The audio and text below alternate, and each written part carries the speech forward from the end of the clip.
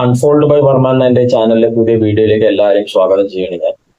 അപ്പൊ ഞാൻ ഈ വീഡിയോയിലൂടെ പറയാൻ ഉദ്ദേശിക്കുന്നത് വളരെ ഇൻഫോർമേറ്റീവ് ആയിട്ടുള്ള ഒരു കാര്യമാണ്. അതായത് ജനറൽ ആയിട്ടുള്ള ഇൻഫോർമേറ്റീവ് ആയിട്ടുള്ള ഒരു കാര്യമാണ്.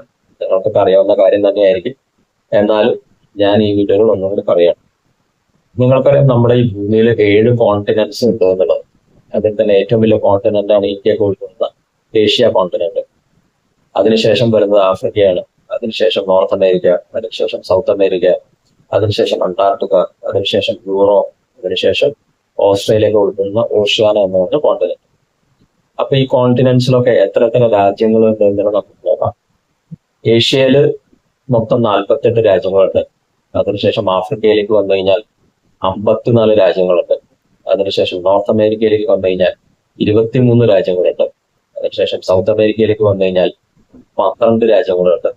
അതിനുശേഷം അന്റാർട്ടിക്കയിൽ ഒരു രാജ്യം പോലും. അന്റാർട്ടിക്ക മൊത്തം ഒരു ഭൂഖണ്ഡം മാത്രമായിട്ടാണ് കൺസിഡർ ചെയ്യുന്നത്.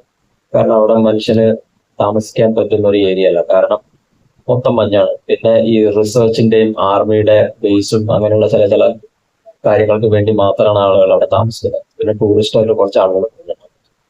അതിനുശേഷം വരുന്നത് യൂറോപ്പാണ്. യൂറോപ്പിൽ 44 കൺട്രീസ്. അതിനുശേഷം വരുന്നതാണ് നമ്മുടെ ഓസ്ട്രേലിയ ഉൾപ്പെടുന്ന ഓഷ്യാന എന്ന് പറഞ്ഞ കോണ്ടിനെന്റ്. അതിൽ 14 രാജ്യങ്ങളുണ്ട്. അപ്പൊ മൊത്തം 195 രാജ്യങ്ങളാണ് ഇതുവരെ അംഗീകരിച്ച രാജ്യങ്ങളുള്ളത്. അത് കൂടാതെ വേറെ ചില രാജ്യങ്ങളൊക്കെ ഉണ്ട് ഈ ഭൂമിയിൽ. പക്ഷെ അതൊക്കെ അൺറെക്കഗ്നൈസ്ഡ് ആയിട്ടുള്ള കൺട്രീസ് ആണ്.